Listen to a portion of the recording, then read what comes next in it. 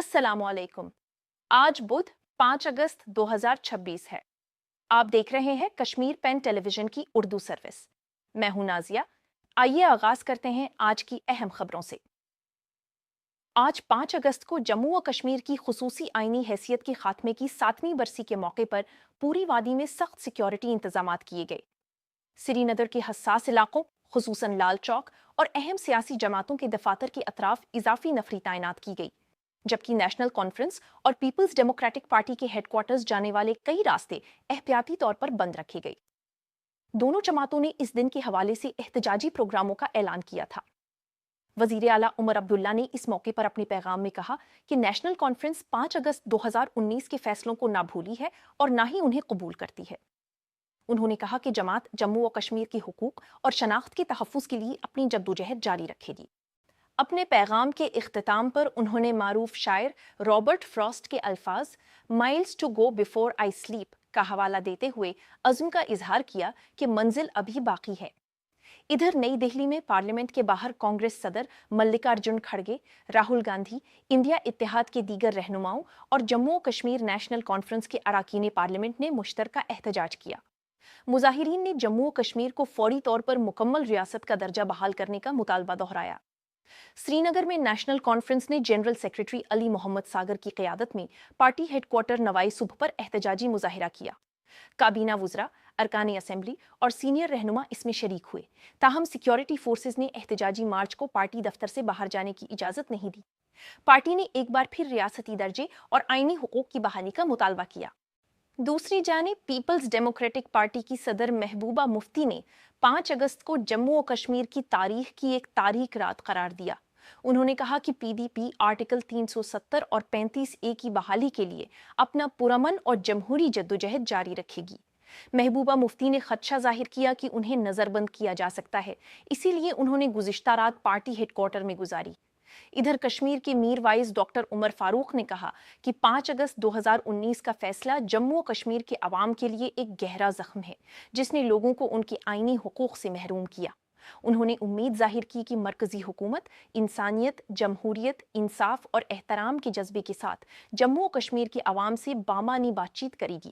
اسی سلسلے میں کابینہ وزیر سکینہ ایتو نے بھی 5 اگست کو جموں و کشمیر کے عوام کے لیے ایک افسوسناک دن قرار دیتے ہوئے کہا کہ نیشنل کانفرنس اس فیصلے کو غیر آئینی سمجھتی ہے اور پرامن و جمہوری طریقے سے اس کی مخالفت جاری رکھے گی۔ اب دیگر خبروں کی جانب بڑھتے ہیں۔ وزیر اعلیٰ عمر عبداللہ نے سول سیکریٹریٹ میں اعلیٰ سطحی اجلاس کی صدارت کرتے ہوئے مالی سال 2026-27 کے بجٹ اعلانات پر عمل درآمد کا جائزہ لیا۔ انہوں نے تمام محکموں کو ہدایت دی کہ منصوبوں کی رفتار تیز کی جائے، باہمی رابطہ مضبوط بنایا جائے اور عوام تک بجٹ کے ثمرات شفافیت، جوابدہی اور مؤثر انداز میں پہنچائے جائیں۔ اس کے بعد وزیر اعلیٰ پونچھ کے ان علاقوں کا دورہ بھی کیا جو گزشتہ ماہ شدید بارشوں، سیلاب اور لینڈ سلائیڈنگ سے متاثر ہوئے تھے۔ انہوں نے متاثرہ خاندانوں سے ملاقات کی، نقصانات کا جائزہ لیا اور ضلعی انتظامیہ کو بحالی، امدادی کاموں اور متاثرین کی فوری مدد یقینی بنانے کی ہدایت دی۔ ادھر لیفٹیننٹ گورنر منوج سنہا نے سری نگر کے شیر کشمیر انٹرنیشنل کانفرنس سینٹر میں دہشت گردی سے متاثرہ شہریوں کے اہل خانہ میں سرکاری ملازمتوں کے تقرری نامے تقسیم کیے۔ انہوں نے کہا کہ حکومت انصاف، باز آبادکاری اور باوقار روزگار فراہم کرنے کے اپنے عزم پر قائم ہے اور ہر اہل متاثرہ خاندان کو امداد فراہم کی جائے گی۔ صنعتی شعبے سے متعلق ایک اہم پیش رفت میں جموں و کشمیر حکومت میں حالیہ اداریے میں کی گئی تنقید کو مسترد کرتے ہوئے کہا کہ ماضی میں بنیادی ڈھانچے اور سرمایہ کاری کی کمی کے باعث کئی مرکزی صنعتی اسکیموں سے مطلوبہ فائدہ حاصل نہیں ہو سکا۔ حکومت نے بتایا کہ مالی سال 2025-26 کے دوران 5,800 کروڑ روپے سے زائد کی ریکارڈ صنعتی سرمایہ کاری ہوئی ہے اور حکومت روزگار کے مواقع اور صنعتی ترقی کے لیے پرعزم ہے۔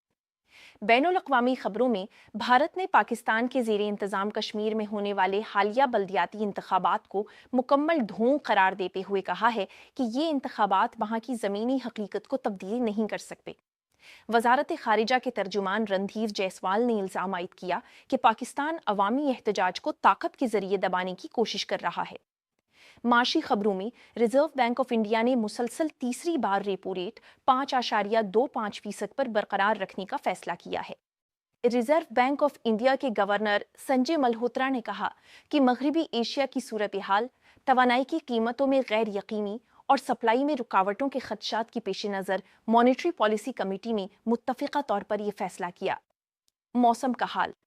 महकमा मौसमियात के मुताबिक आइंदा 10 रोज तक जम्मू और कश्मीर में वक्फे वक्फे से बारिश और गरज चमक का इम्कान है, जबकि 9 से 11 अगस्त के दरमियान बाज़ मकामात पर शदीद बारिश हो सकती है। हुकाम ने खबरदार किया है कि शदीद बारिश के दौरान जम्मू श्रीनगर कौमी शाहरा समेत पहाड़ी इलाकों में ट्रैफिक मुतासिर हो सकती है। अवाम और सयाहों को सफ़र से कबल मौसमी सूरत हाल और सरकारी हिदायत पर अमल करने का मशवरा दिया गया है। और अब कश्मीर पेन केयर्स। जम्मू और कश्मीर में सियासी जमातें मुख्तलिफ शोबों के नुमाइंदा वफूद से मुसलसल मुलाकाती करती हैं, जो एक जमहूरी अमल का अहम हिस्सा है। कश्मीर पेन केयर्स के जरिए हमारी पुरखुलूस अपील है कि फनकार बिरादरी को भी इस अमल में शामिल किया जाए।